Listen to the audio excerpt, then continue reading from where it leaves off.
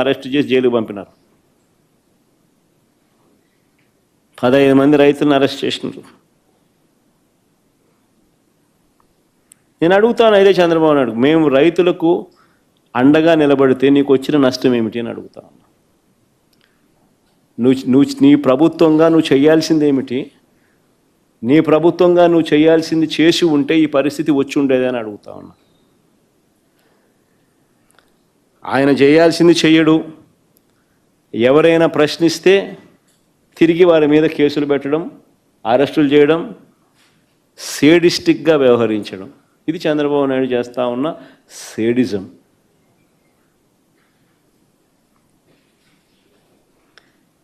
గత ఏడాది పోలీసులు వేధింపులకు గురై ఆత్మహత్య చేసుకున్న మా పార్టీ నాయకుడు కుటుంబాన్ని పరామర్శించేందుకు జూన్ 18వ తారీఖున పల్నాడు జిల్లా సత్తెనపల్లి నియోజకవర్గంలోకి రెంటపాల గ్రామానికి నేను వెళ్ళా. ఆ ప్రోగ్రాంకు చంద్రబాబు నాయుడు గారు చేసిన రభస అంతా ఇంత కాదు. నాకు ఆశ్చర్యం అనిపించింది అసలు చంద్రబాబు నాయుడు గారిని చూసినప్పుడు, ఆలోచనలు చేసి చూసినప్పుడు. నా కార్యక్రమానికి ఎవరిని రాకుండా అడ్డుకునే ప్రయత్నం, ఆశ్చర్యం అనిపించింది. వస్తే ఈయనకి బాధ ఏమిటి అని. ఈయన కార్యక్రమాలకు మనుషులు ఎవరు రాకపోతే అది ఆయన బాధ. ఎందుకు మనుషులు ఆయన కార్యక్రమానికి రావడం లేదంటే దానికి కారణం ఆయన చేసిన మంచి ఏది లేదు కాబట్టి. దాన్ని సరిదిద్దుకోకుండా ఆయనకు వ్యతిరేకత చూపిస్తూ, ఆయన మీద వ్యతిరేకత కనిపిస్తూ వేల మంది ఇటువైపున కార్యక్రమాలకు అటెండ్ అవుతా అంటే ఈయనకేం బాధ అని అడుగుతా ఉన్నా.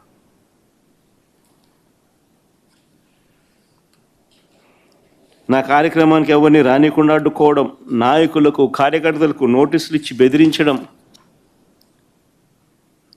పోలీస్ స్టేషన్లలోనే ఇళ్లల్లోనే నిర్బంధించేట్టుగా చెక్ పోస్టులు పెట్టడం, లాఠీ ఛార్జీలు చేయించడం. సత్తెనపల్లిలో పొద్దున్నే టౌన్లో లాఠీ ఛార్జ్, పొద్దున్నే భయం పెట్టేందుకు. నేను రాకమునిపే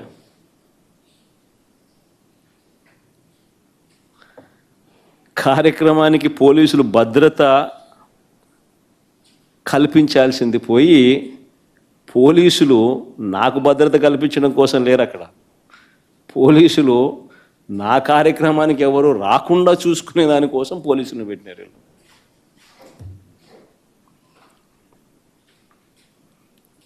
ఆశ్చర్యం కలిగించే విషయం. తర్వాత 5 కేసులు నమోదు చేశారు ఆ కార్యక్రమం అయిపోయిన తర్వాత.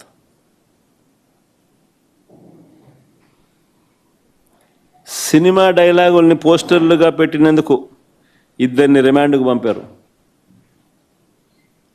సినిమా డైలాగులను పోస్టర్లుగా పెట్టినందుకు.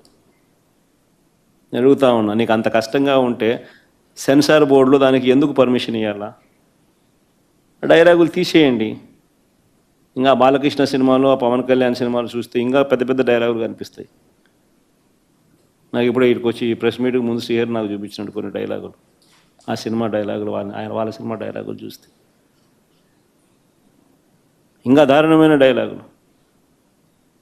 నీకు డైలాగులు నచ్చకపోతే సెన్సార్లు తీసేయండి. సెన్సార్ బోర్డు ఎందుకు పర్మిషన్? సెన్సార్ బోర్డు ఉండేది ఎందుకు?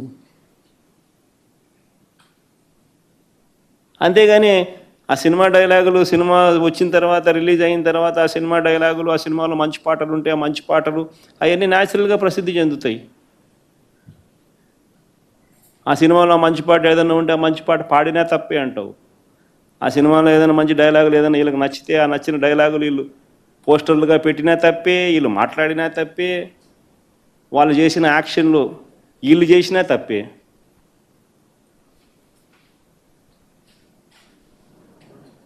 వాళ్ళు ఇలా అన్నా తప్పే, వాళ్ళు ఇలా అన్నా తప్పే.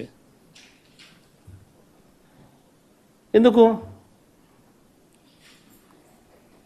మరి సినిమాలు ఎందుకు తీస్తున్నారు స్వామి? మీరు ఆపేసేయండి, మూసేయండి.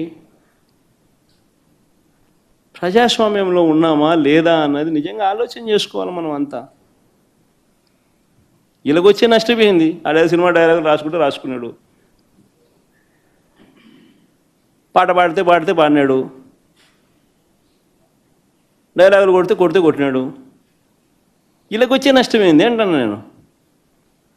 గుమ్మడికాయలు దొంగంటే భుజాలు తడుముకున్నట్టుగా ప్రతిదీ కూడా వాళ్ళు ఏమన్నా కానీ నిన్నే అన్నట్టుగా నువ్వెందుకు బాధపడతా ఉన్నావు?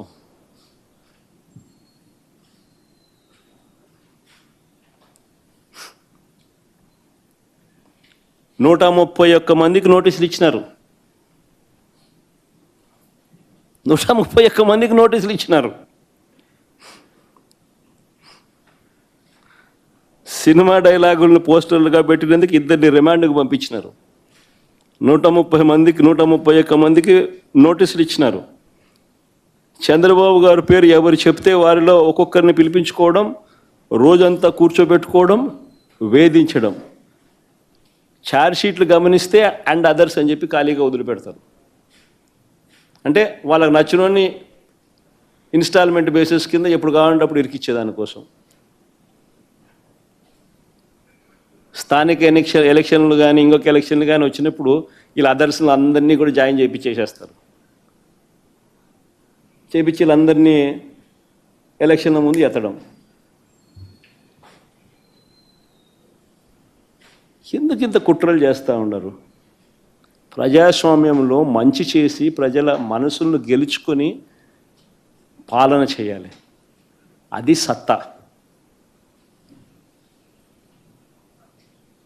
అలా చేసి నువ్వు ఇలా అను, అది సత్తా.